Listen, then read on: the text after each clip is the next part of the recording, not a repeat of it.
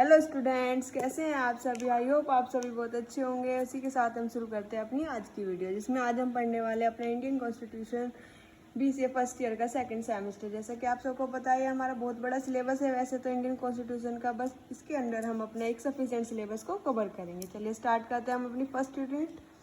26 नवंबर 1949 को, जैसे कि आप सबको पता है, हमारा लॉन्गेस्ट कॉन्स्टिट्यूशन बन के तैयार हुआ था, जिसके हमारे 22 पार्ट्स थे, 395 आर्टिकल्स थे और 8 शेड्यूल्स थे, जिनको हमें अलग अलग डिवाइड किया गया था अलग अलग पार्ट्स के अंदर। पार्ट थर्ड के अंदर फंडामेंटल राइट्स थे, पार्ट फोर्थ के अंदर DPSP पॉलिसीज थी, डायरेक्टिव प्रिंसिपल पॉलिसीज बोलते हैं जिनको। पार्ट फोर्थ के अंदर फंडामेंटल ड्यूटीज़ थी कि हमारी क्या क्या ड्यूटीज़ होंगी, आर्टिकल जो कि हमारी स्पेसिफिक क्लॉसेस और रूल्स को प्री डिफाइन करते हैं। शेड्यूल जो होते हैं हमारे एडिशनल रूल्स को डिफाइन करते हैं। पार्ट्स जो होते हैं हमारे स्पेसिफिक चैप्टर को डिफाइन करते हैं। शेड्यूल जो है हमारे 12 मैक्सिमम 12 है। अभी हम सारा ऊपर ऊपर से पढ़ेंगे, बाद में हम इसको पूरा डिटेलली कवर करेंगे। चलिए आगे चलते हैं। आगे हमारे इसके अंदर 7 डिवीज़न है, जैसे कि 8 ऑफिशियल लैंग्वेज के लिए हो गया, 9th हमारे प्रोटेक्टिव लॉज के लिए हो गया। कुछ हमारी ट्रिक्स है, जैसे कि tears of old PM tricks से अपने याद कर सकते हैं, जैसे कि T से टेरिटरीज हो गया, E से इंक्रोलमेंट, I से ओथ्स हो गए, R से सीट एलोकेशन, S से शेड्यूल एरियाज, O से other areas, northern area, federal structure, official language, panchayat, land reforms, definition और म्युनिसिपैलिटीज। नेक्स्ट टॉपिक आ जाता है प्रेम्बल ऑफ इंडियन कॉन्स्टिट्यूशन, जिसके अंदर हमने एक ट्रिक बनाई है बहुत शानदार सी। Doctor Sushant Singh Saini is fond of jalebi. जो डॉक्टर सुशांत सिंह है वो किसके शौकीन है? जलेबी के। D से डेमोक्रेटिक, R से रिपब्लिक, S से सोमवन, S से सोशलिस्ट, S से सेकुलर और J से जस्टिस, L से लिबर्टी और इक्वालिटी, एटर्निटी और integrity.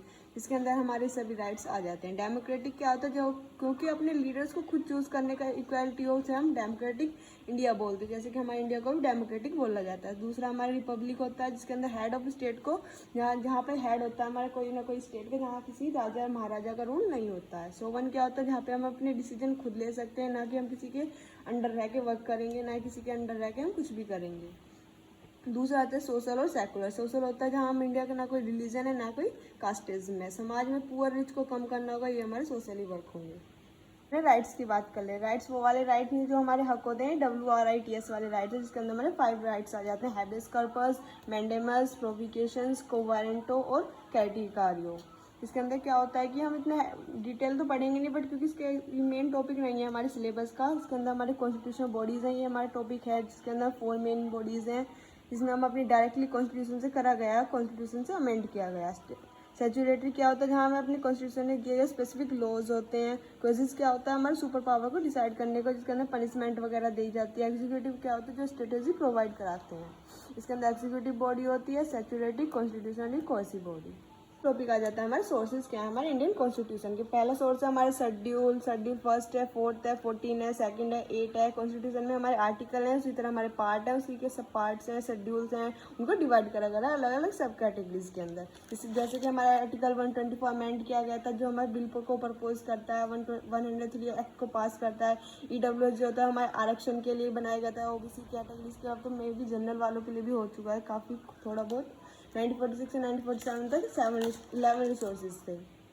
The government of India act आया था 1935 में, उसके तहत करा गए थे कुछ अमेंडमेंट, जैसे कि इमरजेंसी प्रोविजन एक्ट लाया था।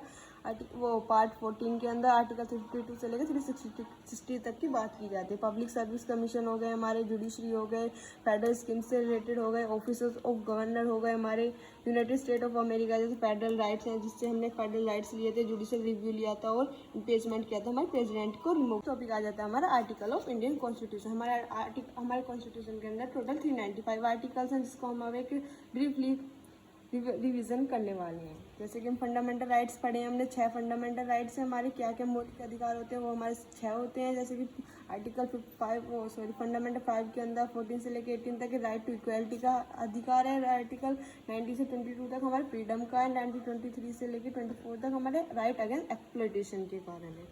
25 से 28 तक हमारा right to freedom of religion है। 29 से 30 तक कल्चरल एजुकेशन राइट है। 32 से राइट सुप्रीम कोर्ट है हमारे, क्या क्या राइट्स हैं। 2226 में हाई कोर्ट राइट है।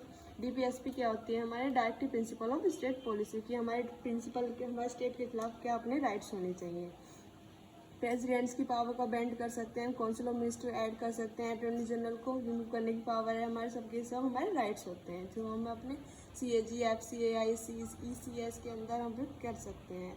CAG हमारे 148 के अंदर, FC 280 के अंदर, AIS 312 के अंदर।